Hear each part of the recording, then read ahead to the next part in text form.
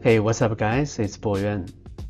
So I've been meaning to revamp the Vibekit website for a while, and today I finally started vibe coding on my way to San Francisco, literally at the airport.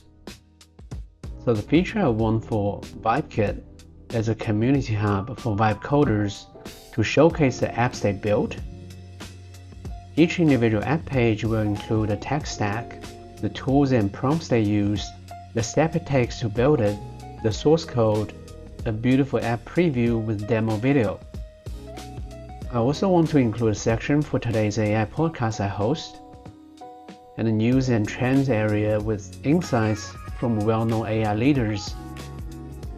But instead of building just one version, I did a quick experiment using Google AI Studio with Gemini 3 Flash to generate a website in 5 different ways with different prompt refinement strategy using different AI tools like GPT 5.2, Gemini 3 Pro, Claude Opus 4.5, and SuperGrok to refine the prompt before I use Google AI Studio to generate the app. So first I used my original prompt directly in Google AI Studio with Gemini 3 Flash. As you can see, it immediately generated a clean, beautiful, minimalistic content creation website. Then I used OpenAI GPT 5.2 thinking mode in ChatGPT to refine my original prompts. It gave me 3 distinct prompt styles. One thing I noticed right away is that GPT 5.2 added a lot of more concrete details. These extra information push Google AI Studio to generate apps with more complete functionality.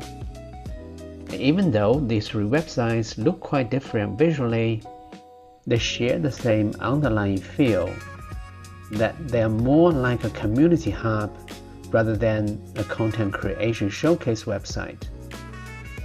Then I used Gemini 3 Pro to refine the original prompt, and I suggested 3 different approaches: an all-in-one prompt, a design-first prompt, and a step-by-step prompt strategy.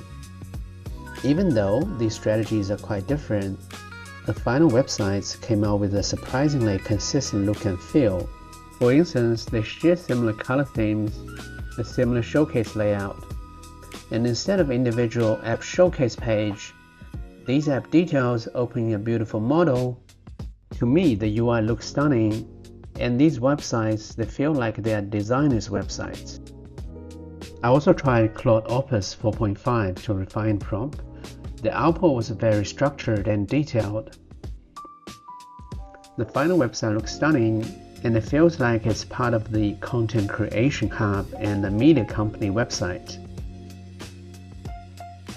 Finally, I used SuperGrok to refine the prompt. It produced a very long, highly detailed output. Although the website generated was definitely feature complete, the UI feels like it's a plain product page of a software company. Okay, before I wrap up, here's a quick question for you. Which version do you like the most?